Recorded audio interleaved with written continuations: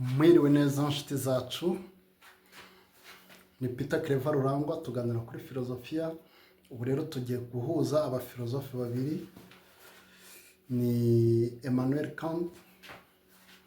Ntabwo dutinda ku buzima bwabo cyane, ariko byibuza byumvikane yuko Immanuel Kant ari umufilozofi w'umudage kandi wagiye yigumira mu mujyi umwe gusa. Aho yavukiye niho yakuriye, byose arabihigira, ntabwo yigeze atembera isi cyane, ariko ibintu yagiye yandika byabaye ibintu by'agaciro cyane. Mpise nkubita mbangura ntatinze mu byo nateguye. Immanuel Kant ni umuntu werekanye yuko isi twibwira yuko iba hanze yacu atari ko bimeze, atari ko bimeze, ahubwo twebwe uko duteye biduha n'ubwoko bw'isi tubamo cyangwa tubana nayo. Ibyo yavuze ni nabyo siyansi yerekana muri make. Iyo urebye nk'amabara, uko umwe abona ibara ry'icyatsi si ngombwa ko undi nawe ariko aribona, usibye ko icyo yita icyatsi niyongera kubona ikindi gisa nacyo akabyemeza, n'undi nawe akongera akabyemeza, ahuye n'icyo kintu azagira ngo koko ibyo barimo kubona ni bimwe. Si ngombwa kuba babona ibintu bimwe, ntabwo byose baba babibona ibintu bimwe. Mu yandi magambo, nk'uko umuntu abona ibara ry'umuhondo, si ngombwa ko inyamaswa zose icyo twita umuhondo nacyo ziba zikibona kuri iyo. Mu yandi magambo, hari imbibi tuba dufite mu bumenyi bwacu bitewe n'uko duteye. Ubu ni Immanuel Kant. Tugiye guhuza Immanuel Kant na Spinoza, dusa nkaho tugenda tubagereranya, nkaho tugenda tubagereranya. Mbere yuko njya no kubyo nateguye, Immanuel Kant avuga yuko ku bijyana na ethics cyangwa ku myitwarire habaho le devoir, ikigombero, kora ikintu kuko gikwiye, ku bijyana n'imyitwarire. Ariko Spinoza ntabwo ari, ahenshi ntabwo ari moral du devoir, ahubwo ni moral du savoir, de la connaissance. Ethique ya Spinoza ijyanye no kumenya. Mu yandi magambo yaravuze ati umunezero nyawo uwugeraho ari ukumenya Imana, atari uko umenya Imana iba ahantu mu ijuru, ahubwo ari uko umenye la nature. Kuko hari ibintu ahuza mu gitabo cye cya ethics, ahuza nature n'Imana. Aravuga ngo Deus sive natura, cyangwa ni mu kilatini kuko niho yanditse ethics, ariko bivuga ngo Dieu ou nature. Ubwo kari nka introduction. Reka dusome rero ibyo natugenda njya mbisobanura. Ugereranyije filozofiya ya Baruch Spinoza n'iya Immanuel Kant, usanga bafite aho bahurira n'aho batandukaniye bikomeye ku bijyanye n'ukuri, Imana, n'uburyo umuntu amenya ibiriho. Kumenya ibiriho nibyo twatangiye handi kwa Immanuel Kant. Kumenya ibiriho niyo ndavuga ati ibyo tumenya bitewe n'uko duteye. Mu yandi magambo yaravuze ati abantu ni nkaho ubumenyi bwabo bambaye za rinete, buri wese agenda na rinete cyangwa akoze muri rinete. Izo rinete nk'uko iyo wambaye rinete za fime cyangwa z'icyatsi cyangwa z'ubururu, zituma n'isi yose ibona ari ubururu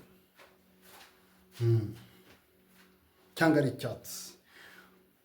Ubwo iyo nicyo bita epistemology. Epistemology ni ibijyanye, ni parti ya philosophy, ni branch ya philosophy ijyanye itreatinga knowledge. Ariko Spinoza we ubwo tubikubita tubihuza byose tutiriwe tujya kuri ibi biteguye. Spinoza we akubwira yuko habaho knowledge zo ku buryo butatu, the source of knowledge. Iya mbere ni imagination, iya kabiri ni logics and science, ari ijyanye na induction cyangwa deduction, kugenda ureba ibiriho gutya. Ariko noneho ugakora logics, ugatekereza ukagira icyo ukuraho. Ariko noneho bikaza ku rwego rwa gatatu, uko nabitangiye kose, kuva kuri imagination. Imagination uko avuga ngo abatuye gutya, abateye gutya, batekereza gutya. Iyo ikirere kimeze gutya, imvura ihita igwa. ibyo ni imagination. Ariko noneho ugiye muri laboratoire ugapima ikirere ubona iteganyagihe, iyo nayo ni science logics y'urwego rwa kabiri. Urwego rwa gatatu niyo bita intuition. Intuition ni ugukapturing, ni ugukurura ibigize Imana cyangwa ibigize nature, ariko udakoresheje logics, udakoresheje na imagination. Nuko wagera nk'ahantu mu nzu ukavuga ati iyi nzu irimo umujura, nta muntu wabikubwiye ariko ukabyumva, ukagana n'umuntu ukavuga ati uyu muntu arimo kumbeshya, ugahita ubikurura. Ibyo rero nibyo abahanuzi bagenderaho, bagahita bamixingamo imagination, bikaba bibaye agatogo. Reka turebe ngo Baruch de Spinoza na Emmanuel Kant bahuriye ku bintu bitandukanye, ku bijyanye n'ukuri, ku bijyanye n'Imana, ku bijyanye n'uburyo umuntu amenya ibiriho. Imana ni isi, metaphysics. Spinoza yizeraga ko Imana n'isanzure ari ikintu kimwe. Ibyo bintu babyita pantheism. Kandi iyo tuvuze isanzure ntukavuge ngo ni mu kirere. N'aha turi mu isanzure. Isi ni isanzure, nawe uri part y'isanzure. Isanzure ntabwo ifata ugiye mu cyogajuru. Spinoza yizeraga ko Imana n'isanzure ari ikintu kimwe. Kuri we nta Mana iba mu ijuru itandukanye n'isi. Isanzure ryose n'ibirimo ni Imana ubwayo. Turebye Spinoza, iyo ni metaphysics. Noneho turebe Kant. Kant yatandukanyije Imana n'isi y'ibifatika. Urumva, Emmanuel Kant yatandukanyije Imana n'isi y'ibifatika. Kuri we Imana ntabwo ishobora kumenyekana byuzuye mu bwenge bw'abantu cyangwa mu bumenyi bwa gihanga, ahubwo ni ikintu umuntu yizera binyuze mu myemerere gusa akakizera, cyangwa kuri morality. Muri morality, agendeye kuri morality cyangwa ku bijyanye n'ikiza n'ikibi, akavuga ngo ikiza cya nyacyo kiba mu Mana, ibintu nk'ibyo. Uwo ni Kant. Ubona Kant iyo umuhuje n'abandi ba Plato na Kant hari abantu bakururana. Plato niwe wavugaga ati iyo uvuze urukiramende cyangwa ukavuga kare, ibyo nibyo tubona muri monde, mu isi y'ibifatika, ariko biba bifite defects. Ariko mu isi ya nyayo y'ibidafatika habamo icyo kintu cya idea yabyo. Twikomereze.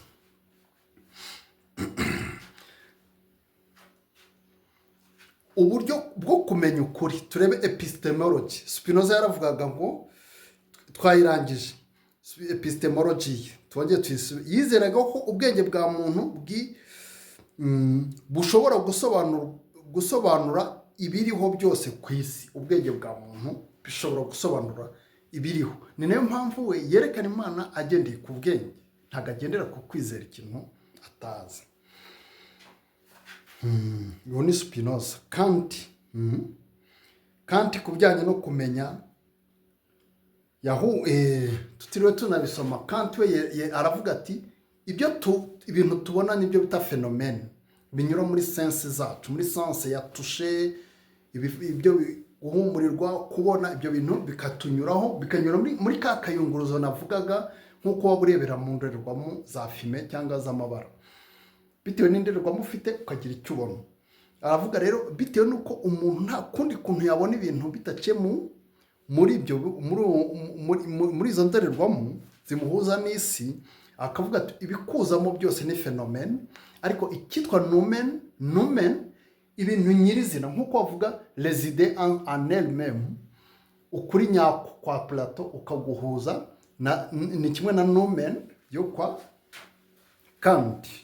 Twikomereze. Ubushake bwa muntu cyangwa free will. Spinoza aravuga ati umuntu ibyo akora ntabwo aba abizi. Uwo ari we wese ntabwo aba abizi. Urugero, ushobora gufasha abantu cyangwa ukanga gufasha abantu. Wowe ukibwira uti ni njyewe urimo kubikora, kandi urimo kureactinga ukuntu ababyeyi bawe bakureze, urimo kureactinga ukuntu famiye yawe mwitwaraga, urimo kureactinga ukuntu abarimu bawe bagiye bakuyobora. Good.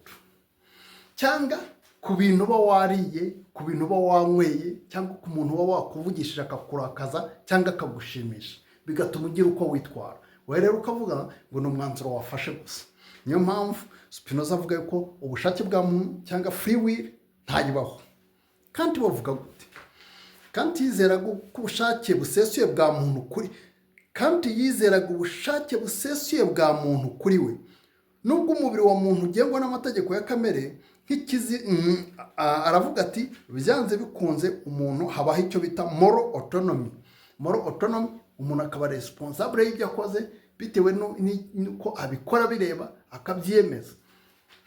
ariko urumva ko batandukanye. Spinoza we yinjira n'imbere cyane akavuga umuntu uko ateye ameze nk'uko baba barafashe ibuye bakarinaga mu kirere, ariko ibuye uramutse urihaye ibitekerezo, tuvuge ko rifite ibitekerezo byo kugera mu kirere, rikaba ryagenda rivuga ngo uwo duhura ndamusekura, uwo utava mu nzira ndamuhonda, ibintu nk'ibyo. ntamenye yuko barinaze gusa, rikagenda rikoreshwa n'amategeko ya gravity ashingiye kandi no kuri initial velocity cyangwa vitesse initiale baba barihaye, imiyaga ukuntu irimo gukora, byose bikarigiraho ingaruka. ibuye cyangwa ikindi kintu kinazwe mu kirere. tugiye gusoreza ku myitwarire myiza. Spinoza avuga ko imyitwarire myiza ishingiye ku kurinda amagara no kongera ibyishimo bishingiye ku bwenge, aho umuntu asobanukirwa umwanya we mu isanzure. imyitwarire myiza kuri Spinoza ariyo ya ethics, ni ukumenya umwanya wawe mu isanzure, ukamenya ati you are a part of a bigger reality, uri gice cya reality nini cyane, ukamenya umwanya wawe mu isanzure. ariko kandi atubwira icyo bita duty mu cyongereza nuko bavuga mu gifaransa ngo ni devoir, inshingano. kuri Kant avuga ko icyiza ugomba gukora, ugomba kugikora nk'inshingano, utagendeye ngo kiragushimisha, kirakubaka, kirubaka inshuti zawe. icyiza kiza ari inshingano, ari nk'itegeko, kuko n'ubundi yumva ko hari Imana iri ku ruhande, iri idirectinga byose kandi turukaho ikiza n'ikibi, icyemewe n'ikibujijwe.